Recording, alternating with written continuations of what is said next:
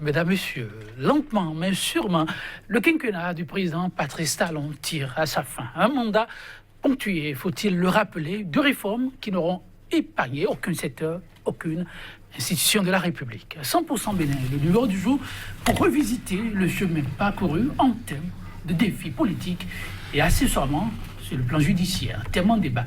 18 mois de la fin du mandat de Patrice Talon, des options politico-judiciaires à perpétuer ou à réinventer. Pour en débattre avec nous déjà en studio, Nathaniel Kitty, politiste, il est enseignant-chercheur à la FADEPS, à l'Université d'Abomey-Calavi. Nathaniel Kitty, bonjour. Bonjour, monsieur le journaliste. Bonjour, chers amis téléspectateurs. Et merci pour la disponibilité. Oh, c'est à moi de vous remercier. Ce n'est pas courant. On a eu un coup de chance cette semaine, je vais tout dire. Donc, merci une fois encore vraiment d'avoir aménagé votre calendrier pour être à nos côtés. En face de vous, il n'est non plus à présenter, même si ça fait un petit moment sur le plateau de 100% Bénin. Il est Kofi Dia, juriste, il est analyste politique. Il est Kofi Dia, bonjour. Bonjour, monsieur Joël. Bonjour et merci de toujours penser à ma petite personne, l'avorton que je suis. Beaucoup de modestie, oui. Chez téléspectateurs, pratiquement un an encore, oui. Un an et ce sera la fin du mandat du président Patrice Talon. Le chantre du Bénin révélé, bouleversant les habitudes par une série de réformes, aura révolutionné à sa façon l'espace politique béninois. Il est Kofi Dia, cette révolution, pour ainsi dire, lorsque vous prenez du recul pour parler de l'espace politique, comment l'appréciez-vous aujourd'hui? Encore un an et ce sera terminé. Oui, encore un an et ce sera terminé. Et heureusement que le temps finit toujours par avoir raison de nous. Et heureusement que le temps qui connaît un début a forcément une fin. Parce que nous sommes en présence d'une révolution et qui a priori devrait être prometteuse ou porteuse de réformes susceptibles d'améliorer du déjà vu. Mais nous avons été surpris, plus d'un, de constater que ces réformes ont consacré plutôt une pratique ou une méthode à laquelle personne ne s'y attendait. Et ces réformes ont cloué le bec à la démocratie. Et ça fait pas bien dans la mesure où la démocratie n'est guère à sa place dans un État où plus que dans tout autre, et la seule règle qui fasse loi est celle du puissant de l'instant et de ses spies. En tout cas, est-ce que la démocratie aura disparu au Bénin? Nous reviendrons vers notre invité pour mieux le comprendre. Mais avant, même question pour vous. Nathaniel Kitty, espace politique béninois, on peut le dire, entièrement métamorphosé. Bientôt un an de la fin du mandat. Comment l'université apprécie cette révolution? Je pense que cette révolution, il faut l'apprécier sur 3 points. Allez-y. Le premier point au plan social, le deuxième au plan économique et puis le troisième plan politique. Au plan social, la situation n'est pas bonne. Elle est presque catastrophique. Étant donné c'est la révolution politique qui a induit tout ça? Oui, bien sûr. Alors, parce qu'on a constaté tout ce qui a été fait en 2016, 2017, 2018 avec des pertes importantes d'emplois. De telle manière que lorsqu'on fait le ratio nombre d'emplois créés et les pertes, je pense que le résultat est négatif. Maintenant, au plan économique, c'est vrai que le gouvernement fait l'effort de s'accrocher à une croissance sans développement. Nathalie Kitty, sans vouloir vous interrompre, j'aimerais bien qu'on essaie de circonscrire le débat. On va l'élargir en son temps, mais là, rester foncièrement dans le domaine politique. Bon, au plan politique, il faut... Je rappelle par exemple, à nos téléspectateurs, c'était le pays où on pouvait compter près de 200 formations politiques.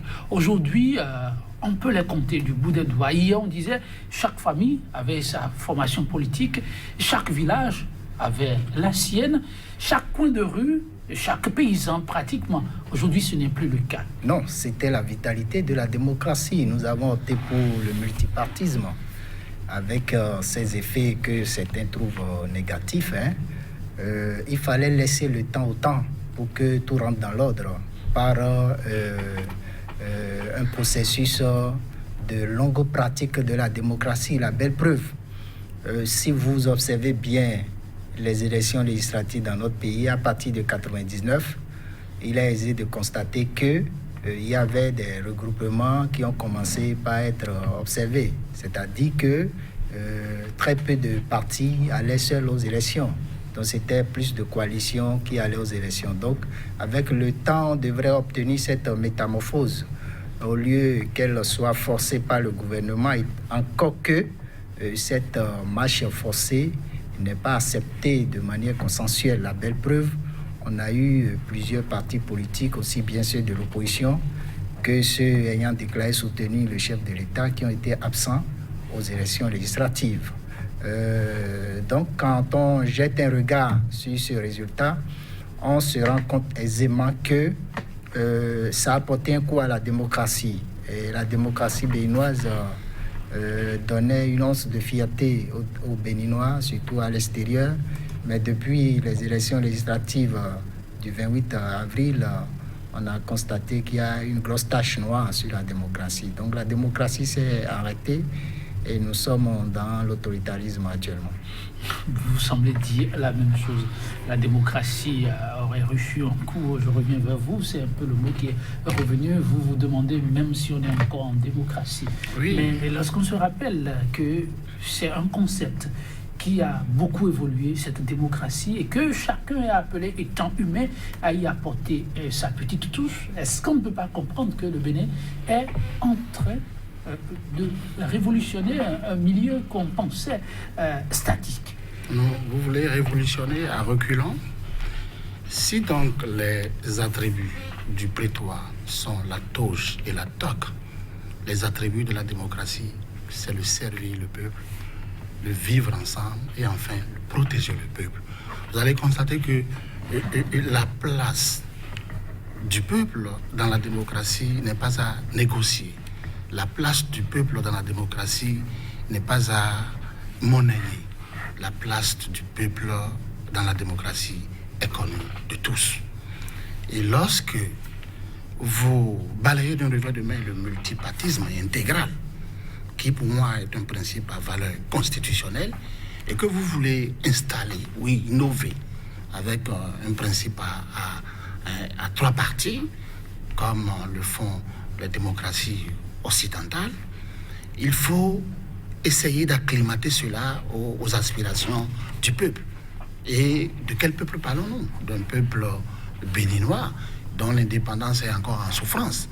Et lorsque vous voulez forcer, comme le dit mon vis-à-vis, on a le résultat catastrophique auquel nous assistons, dans la mesure où, lorsque dans une assemblée nationale, on n'a pas la totalité de la représentation, on n'a pas tous les partis animant la vie politique représentée, il va de ce que la démocratie n'est plus à sa place.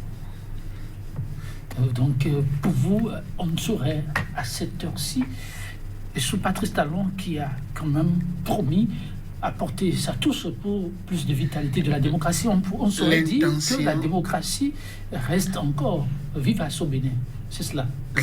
L'intention du chef de l'État, elle est belle et elle est salutaire.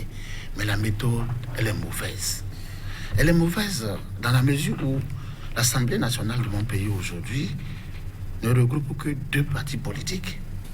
Et ces 2 partis politiques sont des partis proches du chef de l'État. Nous sommes donc en présence de partis gestionnaires, dont les partis qui sont proches du chef de l'État. Nous n'avons pas des partis protestataires, donc des partis qui puissent défendre bec et ongle les intérêts, les mécontentements du peuple. Intervenu plus de d'où l'exclusion d'un certain nombre de partis politiques.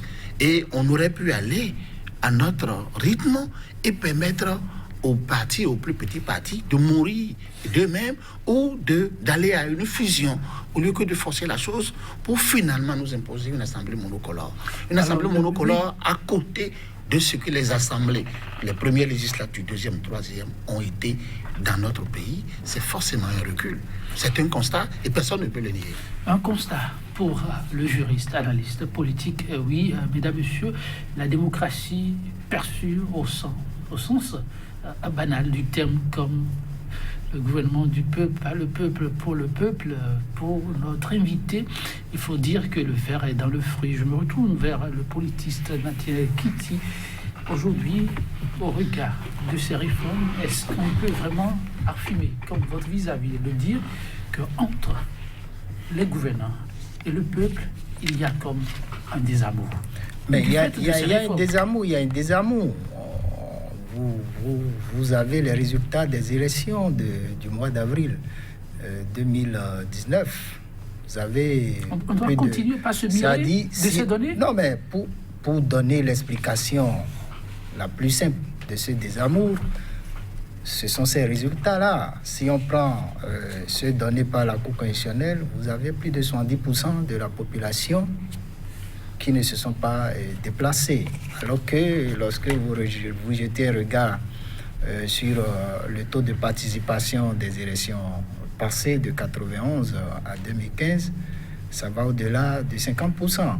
Donc c'est la preuve qu'il y a un désamour. Il faut aussi dire que le bipartisme, tel que certains le disent à tort, en Occident n'est pas décrété de force. C'est le résultat d'une habituation électorale, que ce soit aux États-Unis, que ce soit en Grande-Bretagne. Vous avez, ce n'est pas seulement 2 partis qu'il y a là-bas, il y a plusieurs partis. Est-ce que l'université est honnête en parlant de bipartisme? Il n'y a pas de bipartisme au Bénin? Non, c'est-à-dire le bipartisme à l'Assemblée nationale dans ces pays-là, au Parlement dans ces pays-là, c'est ce qu'on observe souvent, même si en Grande-Bretagne, on a de temps en temps les libéraux qui viennent perturber ce bipartisme. L'université refuse d'admettre que c'est arrivé par accident. Ici, c'est imposé. C'est-à-dire que le chef de l'État avait son agenda caché et qu'il a imposé au peuple à un moment donné. Mais imposé pour quel résultat, étant donné qu'il n'est pas éternel au pouvoir et que si la Constitution reste en l'état, il a au plus de mandats à faire. Donc, après son départ, la situation peut revenir encore à celle qu'elle était avant son arrivée. Donc, ça ne sert à rien de faire cette réforme-là, cette réforme inutile. Vous n'avez pas souhaité ça. Les Béninois ne vont pas perdre 5 ans. Non, mais écoutez, le multipartisme a ses recettes. D'abord, regardez, on a fermé la frontière entre le Bénin et le Nigeria. Mais la représentation nationale ne s'en préoccupe pas. Si la situation était normale, les députés auraient interpellé le gouvernement. Question orale pour que le gouvernement s'explique sur ce qui est fait pour aider les populations dans cette situation difficile, mais rien. C'est la preuve que l'opposition a sa place dans une démocratie. Et quand on parle de la démocratie, ce ne sont pas seulement les partis politiques. Il y a aussi le respect des droits humains. Vous voyez ce qui se passe dans le pays depuis avril, même avant avril 2019. Les libertés publiques sont On y revient avec votre permission. Avant de revenir aux questions de droits humains, vous avez parlé de l'Assemblée un peu comme lui. Et puis j'aimerais vous demander, je précise que nos invités ne sont pas des politiques. On a un politiste, un universitaire, un analyste politique. Ils ont le regard et ils ont promis en toute objectivité apporter leur contribution. C'est pourquoi on est là. Alors je vais vous demander honnêtement, il est Kofidia, votre vis-à-vis l'a souligné tout à l'heure, donnant un exemple qui vraiment ne nous donne pas trop de marge de manœuvre à dire que si l'opposition était à l'Assemblée, il y aurait déjà de questions orales au gouvernement, puisque c'est aussi des prérogatives de l'Assemblée nationale. Si c'est vrai qu'on peut l'admettre, mais est-ce que ce n'est pas aussi vrai de constater qu'avec cette ambiance que les gens décrivent aujourd'hui à l'Assemblée, cette configuration permet quand même au chef de l'État d'évoluer sans se faire beaucoup de soucis. Vous vous rappelez, avec cette coloration où il faut l'opposition, la mouvance, installer par exemple Koslepi, ça a toujours été au bout de longs houleux débats sur plusieurs jours, voter un certain nombre de tests qui parfois sont des tests pas vraiment polémiques.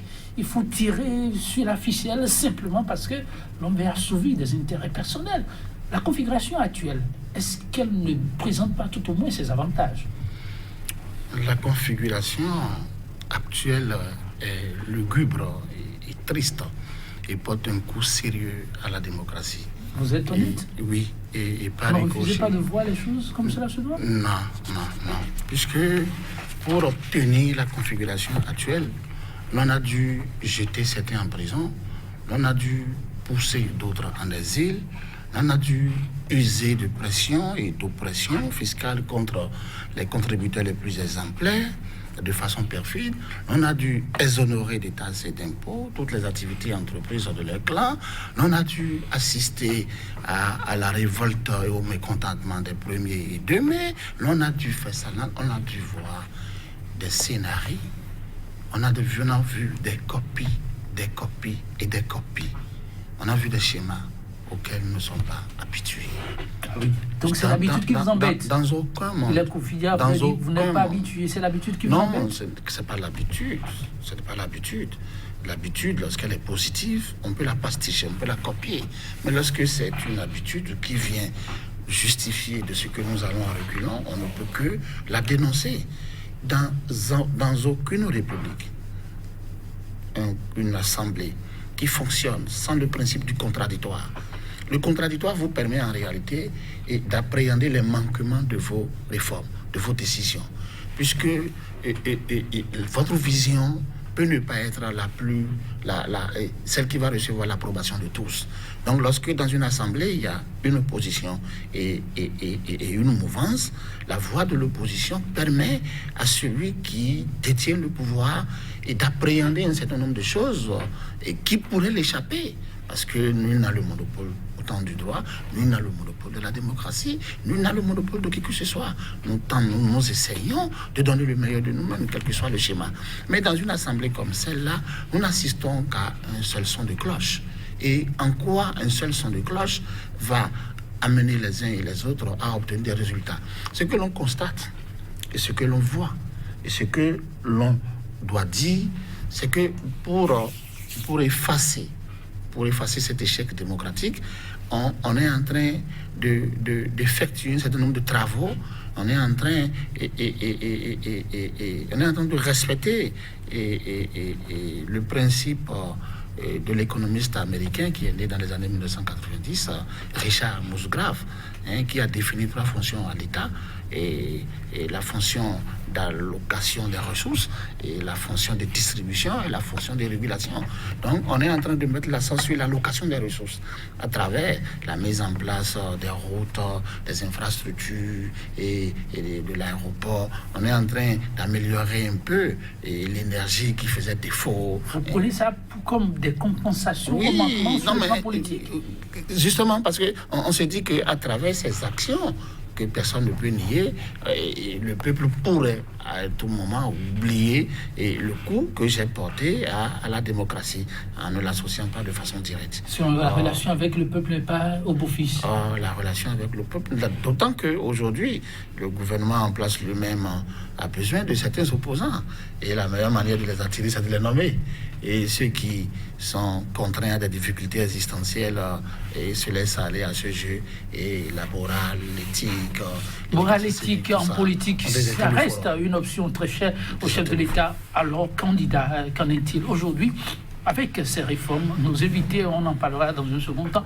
Mais avant, je me retourne toujours vers vous par rapport à ces options. Je pense que M. Kofidia disait tout à l'heure que c'est vous d'ailleurs qui avez posé la question de savoir si ce bipartisme-là n'a pas d'effet positif. Oui. Mais cela aurait été le cas si le bipartisme à l'Assemblée nationale était le résultat de la volonté du peuple. Tel que je vous l'ai dit, ça se passe aux États-Unis, en Grande-Bretagne et dans d'autres pays européens. Donc ici, le bipartisme qui a été obtenu n'est pas le résultat de la volonté populaire. Les élections n'ont pas été concurrentielles et ouvertes.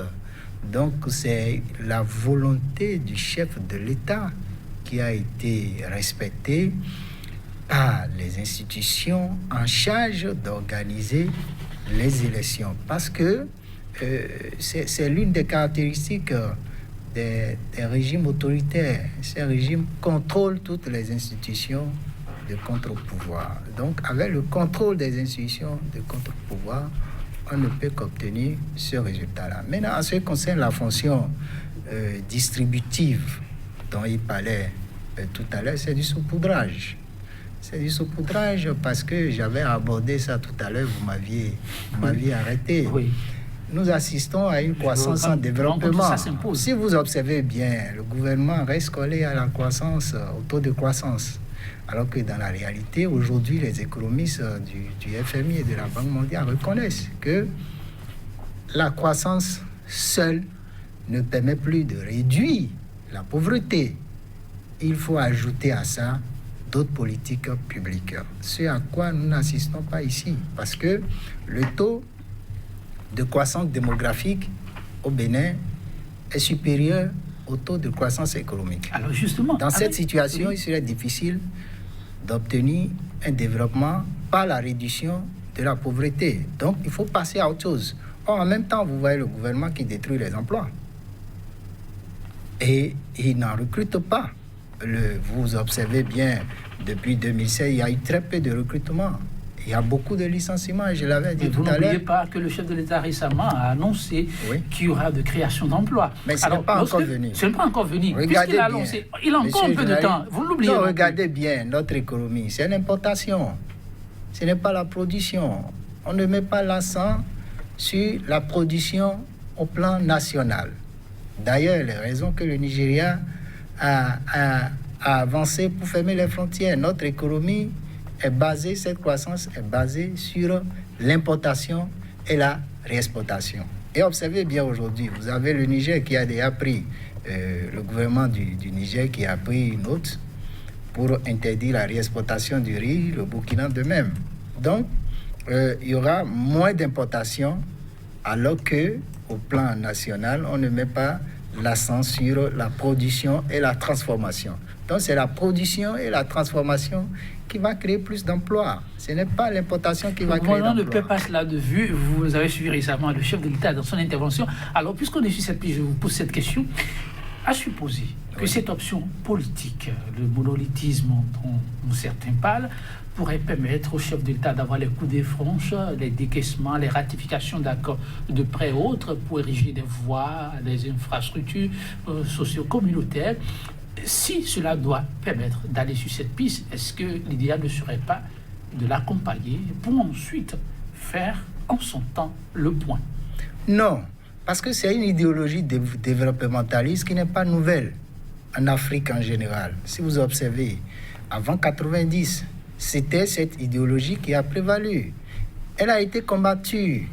Donc la démocratie a été restaurée. Et depuis la fin des années 90, avec l'émergence de la Chine, de certains dragons asiatiques, cette idéologie est réapparue. Vous voyez? Donc, chaque peuple doit aller avec son rythme, en tenant compte de ses valeurs. Donc, nous avons beau chercher à imiter la Chine, on ne peut pas aller au rythme de la Chine, étant donné que nous n'avons pas les mêmes valeurs que les Chinois. Donc c'est ce que beaucoup de dirigeants africains perdent de vue. Donc ce qu'il faut faire aujourd'hui, c'est-à-dire il faut renouer avec les fondamentaux de la démocratie telle que proclamée dans la Constitution. Faut-il renouer, mesdames, messieurs, avec les fondamentaux de la démocratie ou faire simplement cette expérience et tirer les conclusions? Si, pour Nathaniel Kitty, la réponse est ce que vous avez suivi par question, il vaut mieux rester collé aux réalités démocratiques. Si c'est le choix du peuple, il est confiant, nous dira ce qu'il en pense. Cette option, c'est vrai, d'autant loin. Essayez, Nathaniel Kitty a confirmé lui-même tout à l'heure que ça a marché ailleurs, le modèle asiatique. Mais il demande à ce qu'on intègre les réalités africaines. Et quand on est au Bénin, pour rester donc au Bénin, intégrer les réalités béninoises. Pensez-vous que c'est ce qu'il faut faire? Ou simplement permettre aux chefs d'aller dans cette option-là et ensemble attendre patiemment le jour J pour tirer les conclusions? Non, l'option du chef à ce jour a coupé le peuple en deux. L'option? L'option du chef à ce jour a coupé le peuple en deux. Parce que c'est un handicap. Vous ne pensez pas que chemin faisant, ce peuple va se réconcilier avec lui-même, de facto? Ce que véhicule la démocratie, c'est la participation du peuple. Parce que, en servant bien le peuple, vous avez l'adhésion du peuple, vous avez sa participation, vous le faites contribuer à quelque chose. C'est pourquoi, et j'aime bien cette partie de Montesquieu qui dit que l'homme, si vous voulez connaître un homme, donnez-lui du pouvoir. Aujourd'hui, on connaît Talon parce qu'il est au pouvoir. Et les dérapages auxquels nous assistons n'ont rien à voir avec le discours qu'il tenait avant. Et Montesquieu, quelque part, a dit qu'il faut que l'homme, pris en valeur absolue, est toujours amené à abuser du pouvoir. Moi, je dirais même à mésuser, à suriser. Et il dit il faut que par la disposition des choses, le pouvoir arrête le pouvoir. Le pouvoir judiciaire. À l'Assemblée. Oui, le pouvoir judiciaire. Le pouvoir judiciaire, qui est le pouvoir central, est là pour recueillir les indisciplinés de l'exécutif et de législatif, pour les décourager. Mais lorsque vous avez ce pouvoir-là avec vous, et vous avez tout acheté. Et les pouvoirs tels que définis par John Locke et par la suite Montesquieu ne sont pas faits dans un État démocratique pour accompagner l'exécutif. Non, le législatif c'est pour accompagner. Non, c'est un contre-pouvoir. Oui, c'est un contre-pouvoir. Mais c'est pas pour c'est des détruire. contre-pouvoirs. Mais aujourd'hui, c'est des pour-pouvoirs. C'est des pour-pouvoirs.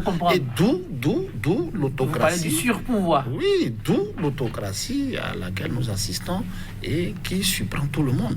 Résultat, non seulement il faut retourner aux fondamentaux, mais tout ce que le président gagnerait, c'est d'adapter ces fondamentaux à nos réalités.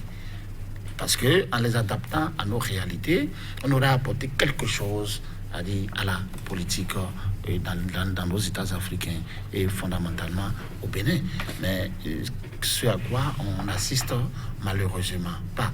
Parce que en nous défilant la bande politique que l'on a prévue, et on fait trop de mécontents.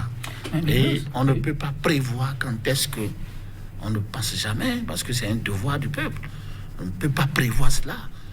Un matin, un jour peut suffire, on ne le souhaite pas.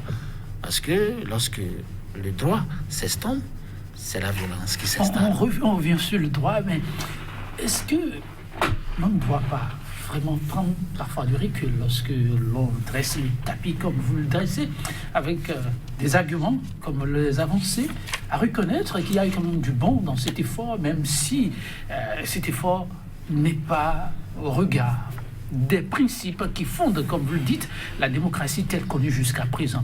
Que dites-vous des rapports incestueux que vous connaissez vous-même, pervers, avec l'exécutif souvent entretenu sur fond de corruption à l'Assemblée nationale, que ces réformes ont, dans une certaine mesure, contribué à faire régresser? Non, je vous arrête tout de suite. Vous arrêtez? Je vous arrête tout de suite. Pourquoi? Parce que j'ai lu Jeune Afrique, je ne sais plus de quelle semaine, dans l'année 2018, et lors d'un séminaire, un député a reconnu ça, qu'il recevait 2 millions. Il recevait 2 millions de la part du gouvernement à l'Assemblée nationale. C'était du passé. Non, mais sous Talon, sous le président Talon. Donc, je ne me rappelle plus de... j'ai lu ça dans Jeune Afrique l'année dernière. Je pense que ces pratiques n'ont pas disparu. Peut-être pour atteindre des objectifs, mais lorsqu'on a une coloration comme ce qu'on a aujourd'hui, vous imaginez, le chef n'a pas donné de l'argent à qui que ce soit. Non, la belle preuve, vous ne pouvez pas me dire que la lutte contre la corruption est menée de manière égalitaire. Non. Donc, il s'agit d'une lutte sélective qui cible beaucoup plus ceux qui sont contre le pouvoir que ceux qui sont avec le pouvoir. Et au-delà de ça, vous savez, dans une démocratie, l'opposition a un grand rôle à jouer. Le rôle de contrôle de l'action gouvernementale. Et au-delà de l'opposition, vous avez les populations qui font un contrôle populaire, le contrôle citoyen de l'action publique. Ce contrôle a disparu aujourd'hui parce que tout le monde a peur. lorsque vous dénoncez quelqu'un qui est proche du gouvernement, le lendemain, vous recevez une convocation.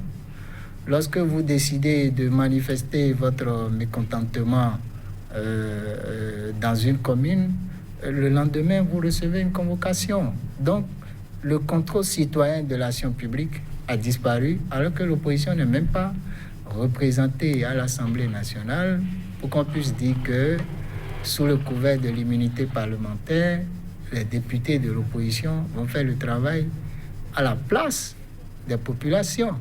Donc aujourd'hui, le gouvernement n'est pas du tout contrôlé. Le gouvernement n'est pas contrôlé. Je vous ai donné l'exemple. Je vous ai donné l'exemple de la fermeture de la frontière du Nigeria avec le Bénin.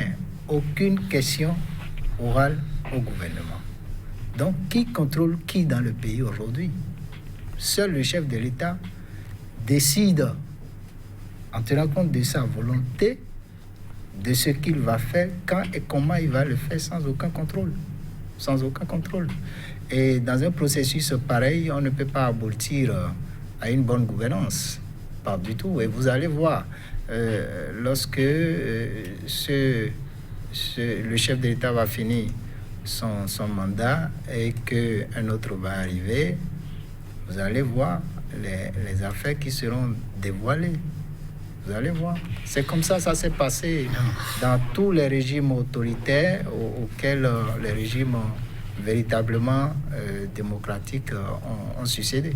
Oui, il est confident. Non, pour une fois, je prends le contre-pied d'Emmanuel Kiti. Ce que j'appelle... Nathaniel Kiti. Ce que j'appelle la dictature de la démocratie présente quand même certains avantages. Mais aujourd'hui, nous avons la centrale énergétique de Maria Aguilera, qui n'est pas rien. Nous avons des réformes au niveau de l'enseignement supérieur qui viennent freiner un peu l'élan de commercialisation des universités privées. Nous avons également la santé qui, de par certains aspects, tente de s'améliorer. Mais cette manière unilatérale de conduire la République, c'est ça qui laisse entendre des suspicions, et le jeu a été faussé déjà à l'Assemblée nationale. Kiti a évoqué un aspect, là c'est important de vous écouter, juriste. Je précise au passage que vous êtes aussi enseignant. Vous faites partie de ceux qui sont appelés à modeler l'esprit. Alors, dites, honnêtement, il a souligné un aspect qui reste quand même indispensable dans la République, le contrôle de l'action du gouvernement. Quand vous y jetez un regard, vous êtes un peu fier. Votre vis-à-vis semble dire que seul le chef de l'État contrôle désormais, et il contrôle qui il veut, quand il veut. Mais il n'y a rien pour le contrôler. Il a cité des aspects qu'on ne saurait effectivement remettre en cause. Hier, il y avait des mobilisations populaires qui marchent ici pour dire « Ah, ça ne va pas ». Et ça permettait à tout le monde de se rebiffer pour dire « On va crier tout de suite mon nom ». Aujourd'hui, sans autorisation, vous ne pouvez plus descendre dans la rue, marcher pour dire que tu as fait telle chose. Il dit qu'à l'Assemblée nationale, il n'y a personne aussi pour dire Monsieur le Président, comment se fait-il que depuis un certain temps, puis entrer au Nigeria, en sortie, c'est difficile. On fait quoi pour nous en sortir, qu'il n'y a pas de voix pour le demander officiellement à l'exécutif? Quel est le regard que vous portez sur ces détails? La fonction cardinale, capitale du député, c'est le contrôle de l'action du gouvernement. Et c'est ce que je disais autrement tout à l'heure, en disant que le pouvoir doit arrêter le pouvoir. Et lorsque, dans une assemblée, lorsque l'on est en présence d'une assemblée monocolore, pourquoi espérez-vous que quelqu'un contrôle l'action du gouvernement? Parce que s'il choisit de contrôler... Non, le chef n'a jamais refusé aux députés de ne pas le contrôler. Non, on va lui coller tout de suite un dossier et le déposer. Ils le savent. Ils sont tous soumis. On a des députés soumis. Ils n'ont pas le choix. Ils n'ont pas voix au chapitre. Ils ne peuvent que applaudir. Ils ne peuvent qu'accompagner. Ils le savaient dès le départ. Ceux qui ne le veulent pas ont trouvé un moyen de se retirer et de laisser leur comment vous appelez ça? Le suppléant continuer. Ou ceux qui n'ont pas voulu ça ont préféré être nommés de l'autre côté, être un commis de la République. Ils le savent. Ils vont simplement jouer à la comédie en tentant quelques rares fois, mais avec la permission, en catimini déjà, du plus haut, de dire à la séance qui a venir, j'aurais à dire ceci. Comprenez que c'est une façon de satisfaire. Vous disiez quand même que la dictature de la démocratie a son avantage. Oui. Alors, ce que vous évoquez aujourd'hui, pour vous, on pourrait dire que ça constitue une petite faille qu'on va corriger, c'est cela? Non, comment une petite faille qu'on va corriger? Je dis les avantages. Non, les avantages que je suis en train d'énumérer aux côtés de ce qui devrait être la norme sont insignifiants. Ah bon? Oui, mais ne pas les reconnaître et ne pas les constater, ne pas les dire, c'est faire la politique de l'autruche. Aujourd'hui, quand on le dit, depuis les années 90, c'est pour la toute première fois où le gouvernement a mis tout le pays en chantier. Même si c'est contre démocratie, c'est un fait, c'est une réalité.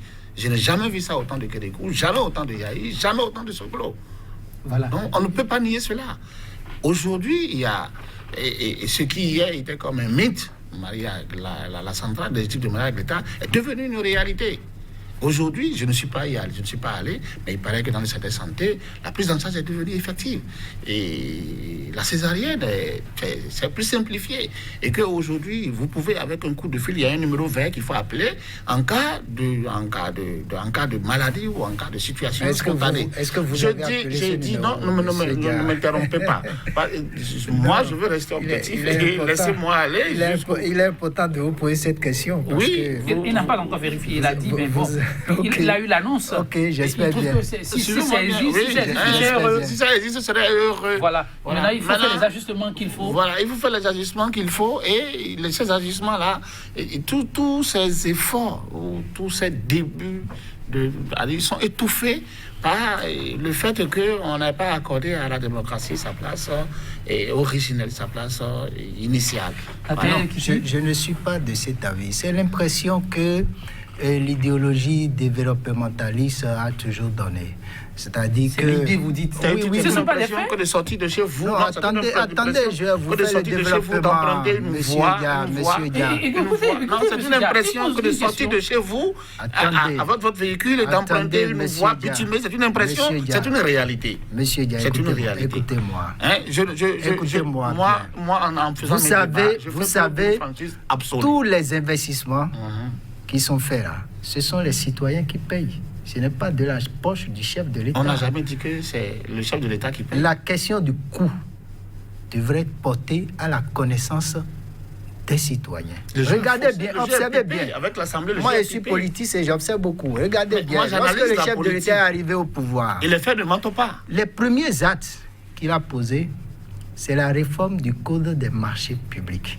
Et des pouvoirs exorbitants ont été attribués au chef de l'État dans cette réforme du Code des marchés publics, avant qu'il ne s'engage dans ces chantiers dont vous parliez, encore que lorsque vous regardez bien, les gros chantiers, c'est la continuité de ce que Yahi Boni avait lancé. Le principe de l'État est continu. Oui, c'est pourquoi j'ai dit la continuité. Donc le reste, c'est dans les grandes villes que vous voyez beaucoup de chantiers.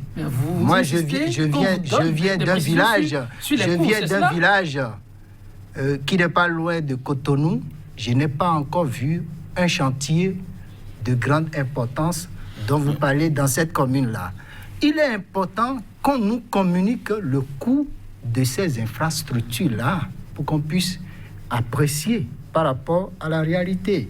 Mais du moment où les libertés publiques sont confisquées, il est difficile aux citoyens aujourd'hui d'avoir les informations sur ces coûts-là pour pouvoir mieux apprécier. On n'a pas besoin de confisquer les libertés publiques avant de construire les routes. Mais vous revenez et les petites réformes dont vous parliez tout à l'heure, ce sont de petites réformes qui peuvent être faites sans que les libertés publiques ne soient confisquées, sans que le multipartisme intégral ne soit confisqué. Ces petites réformes, tous les gouvernements pouvaient le faire et le gouvernement du président Patrice Talon pouvait le faire sans confiscation des libertés publiques. Parce que les trois pouvoirs dont vous parliez tout à l'heure sont liés. Lorsque l'un est faible, ça impacte les autres. Oui, de justicier, on n'en a pas beaucoup parlé, il nous reste quelques minutes. Je vous donne la parole avant de me retourner vers le juriste. Moi, je pense que sur ce point, c'est l'un des trépieds dont nous parlions tout à l'heure.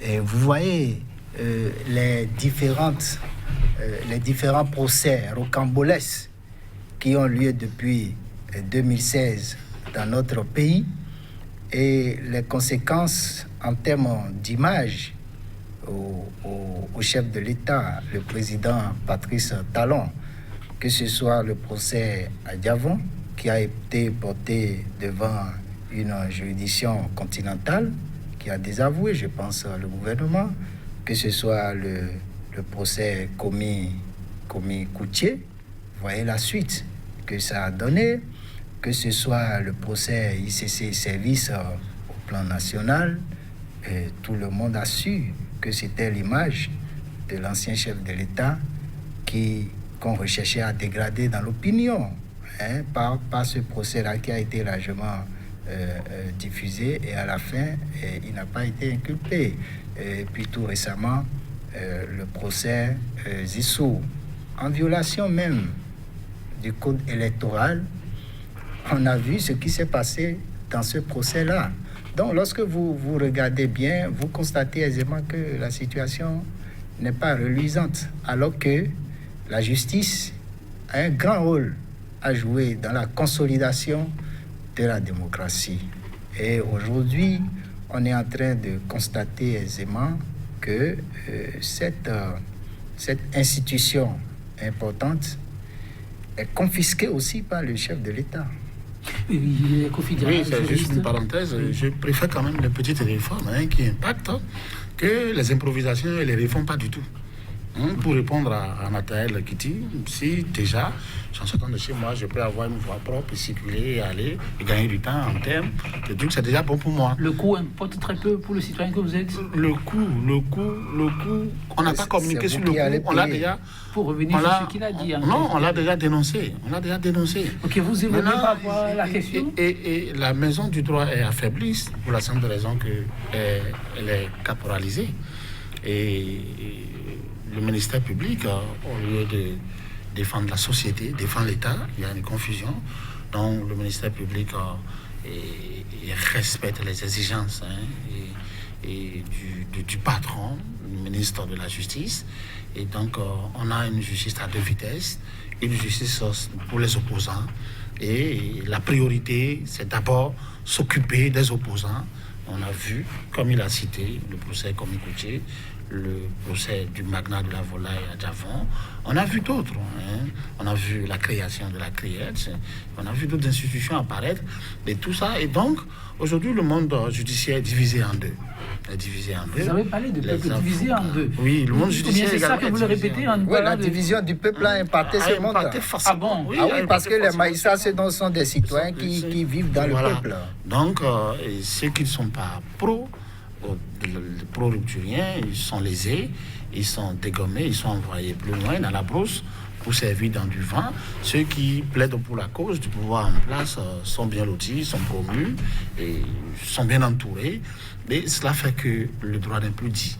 Et le droit n'est plus dit, surtout lorsque les poursuites au pénal sont teintées par des satisfaction des élans politiques. Il est Kofi-Dia, 1 an, c'est vrai, ce n'est pas une éternité, mais quelque chose peut être toujours fait. Quand on prend un peu ce qui nous réunit ce matin sous l'angle des réformes politiques et judiciaires, si vous avez des conseils à donner, que diriez-vous? Non, vu que le mal est fait, c'est consommé, puisque lui, le contrôle de l'action gouvernementale n'existera pas. La démocratie a montré ses limites, ses bornes. Vous oubliez qu'il y a un dialogue annoncé par le chef? Non, qui ne viendra pas. Je vous ai dit ça sur ce plateau, ça ne viendra pas. C'est de la comédie. On vient pas changer si d'avis. à un mois, à 1 an et demi, c'est pas encore arrivé, vous espérez, non, c'est juste des effets d'espoir. On lance pour vous montrer que on est dans la posture de vouloir concilier les uns et les autres, mais tout en défilant le pouvoir. Alors, vous allez, si possible, faire quelques suggestions. Alors, si c'est possible, sinon, ça va être votre mot de la fin. Non, si j'étais que du chef de l'État, j'essayerai d'améliorer et de prendre le temps qui me reste pour prioriser les réformes économiques et sociales.